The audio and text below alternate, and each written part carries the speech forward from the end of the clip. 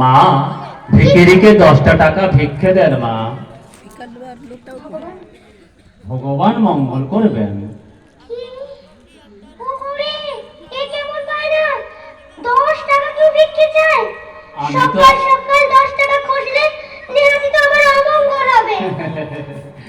আমি তো আপনার মঙ্গলের কথা বলিনি মা জননী।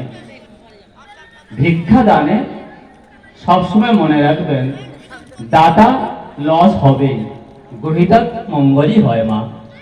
আচ্ছা, বড় বড় কথা বলছো, অথচ ভিক্ষা চাইতে লজ্জা করো না?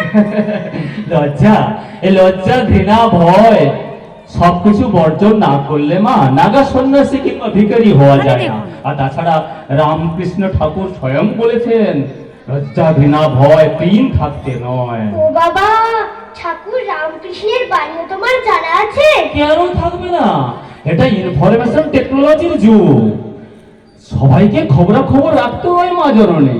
আর তাছাড়া দেখবেন, এই ভিখিরি লাইনে আছি বলে যে সবাইকে মূর্খ থাকতে হবে এরকম তো কোনো ব্যাপার নেই মা জননী। তাই বলে একেবারে 10টা টাকা ভিক্ষে চাইবে? কি করব মা, যা ইনফ্লেশন, সংসার চালাতে এটাই লোয়েস্ট ডিনোমিনেশন, এর চেয়ে কম কি আর হয় মা? ও তাই দেখছি। এই দেখবেন, এই সর্বত্র ভিখিরিরা 2 টাকা 5 টাকা আজকাল রিফিউজ করছেন। আর আমাদের হ্যাভলস ইউনিয়ন তো একেবারে রেট একটা বেঁধে দিয়েছে, এর চেয়ে কম নিলেই আমাদের মেম্বারশিপটাই কাটা যাবে, তাই না মা? আর তাছাড়া আমাদের তো একটা প্রেস্টিজ আছে বলে কথা। ও তাই দেখছি। তা দেখো বাবু, আমিও ঠিক করেছি, ক্যাশে ভিক্ষে না দিয়ে কাইন্ডে দেব। কাইন্ডে? ও কাইন্ডে দেওয়া মানে তো ওই কাইন্ডনেস? হ্যাঁ, তা তেমন হলে আপনাকে আমি কনসিডার করতে পারি। এ নাও 5 টাকা দিচ্ছি, হ্যাঁ? যাও গিয়ে নিও আমারে কেক কিনে খেয়ে নাও। আর কত কেক খাবো মা? মানে? আগে ওই কিছুটা সস্তায় হয় বলে আপনার মতো অনেকে কাইন্ডে থাকতে চায়, কিন্তু মা সকাল থেকে 5টা কেক খাওয়া হয়ে গেছে, এবার মা পেট ছেড়ে দেবে। কি সর্বনাশ, ভরা পেটে ভিক্ষে! তুমি তো দেখছি ভিক্ষের এথিক্সটাই নষ্ট করে ছাড়লে। মা, শুধু পেট ভরলে কি ভিক্ষের প্রয়োজন ফুরোয়? এই ভবিষ্যতের জন্য কিছু সঞ্চয় করতে হবে না? কি কেলেঙ্কারি! সঞ্চয় করতেও পারে টাকা? ছি ছি মা, কাউকে পর ভাবতে নেই মা জননী। এই পর ভাবে না বলেই তো সারা দেশ জুড়ে এমন তোলা আদায়ের ব্যবস্থা রয়েছে মা জননী। আর তাছাড়া দেখবেন, শ্রী শ্রী মা তো বলেছেন, কেউ কারো পর নয়, জগৎ তোমার। হ্যাঁ মা। ওরে ফাদার, এমন জ্ঞান পাপী ভিখিরি আমি বাপের জন্মে দেখিনি। মা, স্বয়ং কার্ল মার্কস বলেছেন, হ্যাভলরদের উচিত হ্যাভদের কাছ থেকে জোর করে কেড়ে নেওয়া। এখনো তো বল প্রয়োগ করেনি, চেয়ে নিচ্ছি। এই আপনি রাগ করছেন কেন মা জননী? করবো না, এমন আদ্দামরা ছেলে চেয়ে খাবে কেন শুনি? কাজ করে উপার্জন করতে পারো না? কাজ কাজ করে রোজগার করা পার তো পশ্চিমবঙ্গ থেকে বহুদিন আগে উঠে গেছে মা জননী। এই দেখবেন, সর্বত্র কর্মচারী ইউনিয়নগুলির দলমত নির্বিশেষে একটাই তো স্লোগান, আসি যাই বেতন পাই, কাজ করলে ফ্রি চাই। শোনেননি? শোনেননি মা জননী? ও মা জননী, শোনেননি? শুনেছি বই কি, এই করেই তো দেশটা গোল্লায় গেল। হ্যাঁ হ্যাঁ, এই যাও বলেছেন।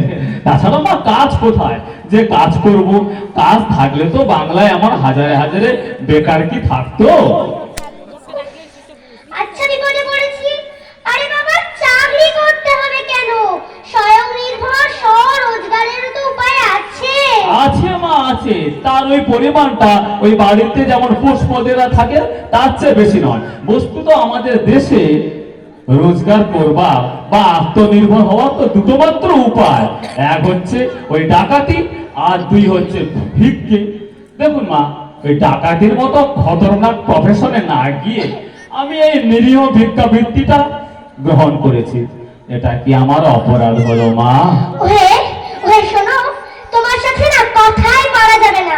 আচ্ছা, তুমি কি জীবনে কখনোই কোনো কাজ করোনি? কেন কেন করব না মা? ভিক্ষে তো একটা কোয়াইট নোবেল প্রফেশন, একটি খামলেস স্বনিযুক্ত প্রকল্প। আরে বাবা, আমি বলছি তুমি কি ভিক্ষে ছাড়া কোনো কাজ করোনি? কেন মা, ভিক্ষে তো একটা রেসপেক্টেবল সোশ্যাল ওয়ার্ক। কি বলবো? হ্যাঁ, কি বললে? ভিক্ষে সোশ্যাল ওয়ার্ক নয়, দেখুন, দাতাকে পুণ্য অর্জনের সুযোগ করে দিতেই তো আমাদের এই পরিষেবা। বলো কি ভিক্ষে হলো পরিষেবা?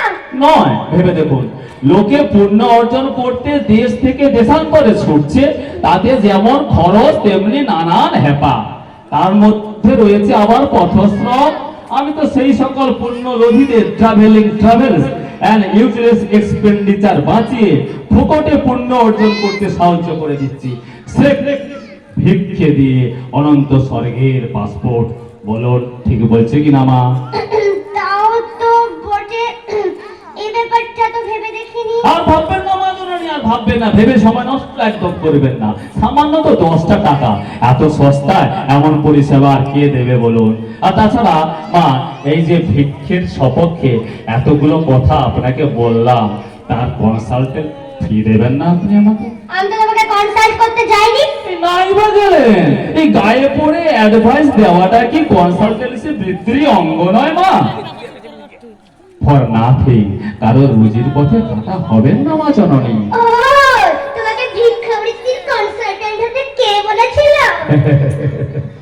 ঠিকই বলেছেন মা জননী, ঠিকই বলেছেন।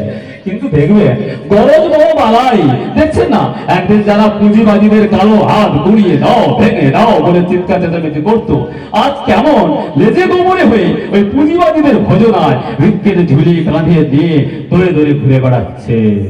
বলুন। আরে বাবা, সে তো শিল্পের উন্নতির জন্য।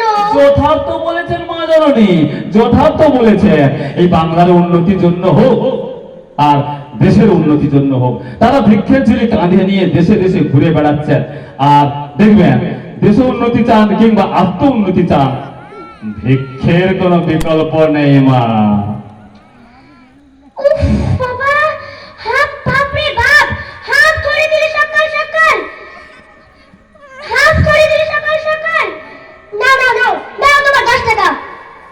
ওটা তো ভিক্ষে বাবদ দিলেন মা জননী, আর যে কনসালটেন্সি ফি বাবদ আরো 20 দিতে হবে মা। বেশ বেশ, তোমার হাত থেকে রেহাই পাওয়ার জন্য নাও আরো 20 দিচ্ছি। সব শুধু 30টা টাকা আমার বাচ্চা গেল সকাল সকাল। গচ্ছা বলবেন না মা জননী, গচ্ছা বলবেন না, এটা আপনার তো আশীর্বাদ। হ্যাঁ হ্যাঁ, এবার আশীর্বাদ নিয়ে তুমি বিদায় হও। থ্যাংক ইউ মা জননী, আপনাদের দয়ার মায়ার কোলেই তো আমাদের এত বাড় বৃদ্ধি, এত ফুলে ফেপে ওঠা। এমনি করে চির বিদায় দেবেন না মা জননী। টাটা, বাই বাই, ফির মিলেঙ্গে। নমস্কার। নমস্কার। সবাই মিলে জোরে হাতের ভালোবাসা দিয়ে উৎসাহিত করবে।